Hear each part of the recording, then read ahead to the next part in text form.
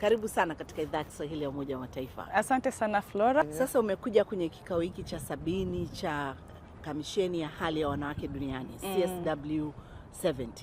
Nini ujumbe wako uliotoka nao Kenya kutoka katika Imarisha Usawa kuleta kwenye mkutano?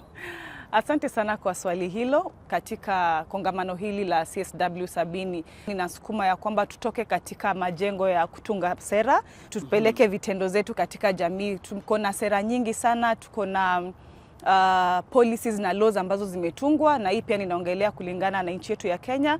Na sasa tunasema kwa sababu tuko na yote ambayo yameandikwa chini, tuweze kuchukua yote ambayo tumeyapanga na tuweze kuenda kuwasaidia watu katika jamii, tuwaelekeze, tuwaeleze mambo ambayo yako makaratasini, na pia tuweze kufanya matendo kulingana na ambayo tumepitisha kwa muda. Sasa kama ulivyosema kwamba ni wakati wa kuweka zile sera na makubaliano kwa vitendo. Mwaka huu maudhui ya kongamano hili ama mkutano huu wa 70 ni kwamba haki ya kisheria, lakini pia hatua kama ulivyosema, hatua zichukuliwe.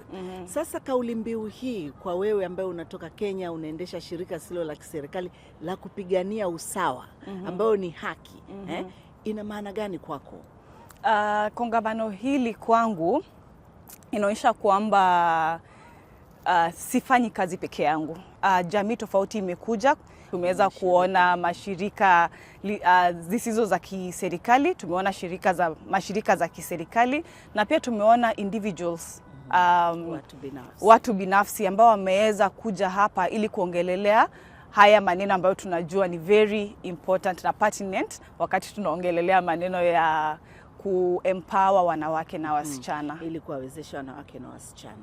Nini ambacho unakitarajia kutoka nacho kwenye huu mkutano?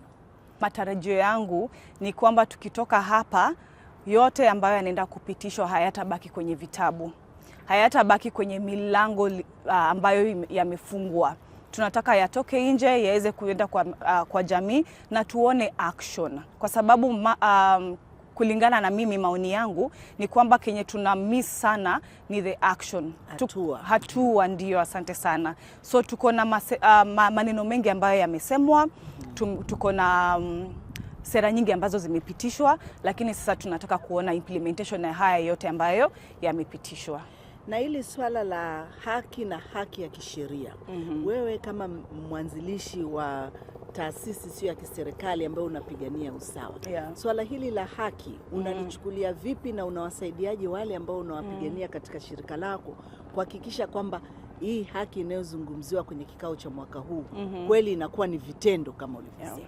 Kitu moja ambayo ningependa kusema mimi kama mwanzilishi wa Imarisha Usawa ni kwamba Imarisha Usawa imeweza kutupatia jukwaa ambayo tunaweza kuitumia kupatiana ujumbe kwa wasichana na wanawake katika jamii yetu. Na niliposema hapo awali, tunafanya kazi nchini Kenya. So kwa Imarisha Usawa, kulingana na mambo ya CSW ambayo inaongelelewa mambo ya haki, tunaweza kupatiana ujumbe, kwa sababu tunaamini ya kwamba kujua kunaweza kuelekeza kupata kile ambacho unataka. So tunapeana ujumbe na tunatumia different channels na mbinu mbalimbali kuweza kufikia hao wasichana na wanawake, na mojawapo ni michezo, haswa mchezo wa vikapu. Na kwa nini tulichagua mchezo wa vikapu? Ni kwa sababu tunataka kukutana na hao wasichana na wanawake mahali ambapo wanasikia, wanahisi ya kwamba wako sawa, wako sahihi, wanaweza zungumza maneno yao kwa usawa, wanaweza zungumza bila uoga.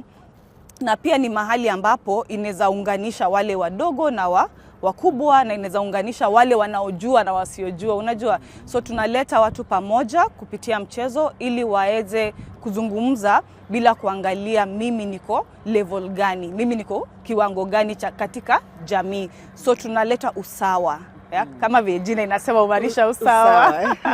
Yes. Sasa mwisho kabisa, ungependa ujumbe gani umfikie kila mtu kuhusiana na huu mkutano unaoongelea haki ya kisheria na hatua? Ujumbe mmoja ambaye ningependa kufikisha kule nje ni kwamba wanawake tunaweza, na wanawake tuweze kupaza sauti zetu, na pia wale ambao wako katika nafasi za maamuzi waweze kutumia sauti yao sahihi. Tungependa kuona uhuru wa sauti za wanawake ambao wako katika maeneo ya maamuzi, kwa sababu kitu moja ambao pia tunakosa sana sana ni hiyo uhuru wa sauti, na pia ni uhuru wa sauti zao na uwezo wao. Umewekwa katika kiti hicho ili uweze kushawishi mambo ambayo yanatuhusu sisi wanawake na wasichana. So tunataka kusikia na kuhisi uzito wako wewe ambao uko katika hiyo kiti, ili tuweze kusukuma mbele maneno na maendelevu katika jamii zetu kuhusu wanawake na wasichana. Sawa, asante sana. Asante sana for having me. Asante sana, muendelee kutufuatilia kwa sababu tutakuwa tukizungumza na watu mbalimbali katika mkutano huu wa 70 wa jukwaa ya hali ya wanawake duniani au CSW kikao cha 70. Asante sana.